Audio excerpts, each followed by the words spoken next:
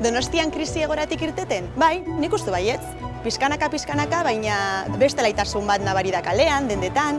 Nik uste dut Donostin hobeto gaudela. Langabezi tasa bataz bestekoaren azpitikan, enpresak proiektu berriekin, pertsona ekintzaileak, eta bai, gauzak hobetzen doaz. Donostiak planak berrikuntzaren aldeko apustua egiten du garai berri baterako estrategia gisa.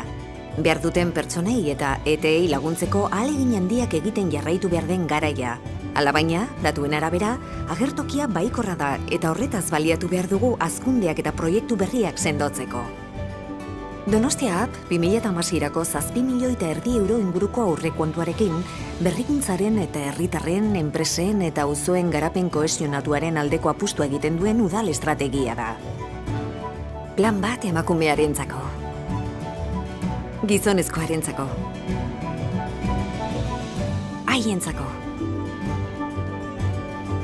Eta berrikuntzan eta nazioartekotzean hartzeko eta hobetzeko aukera ikusten duten pertsona, enpresa eta baita auzo guztientzako ere. Gu 2008an hasi ginen dendan, badaramagu 8 urte, eta hasiera gogorra izan duzen, baina poliki-poliki bagoaz aurrera.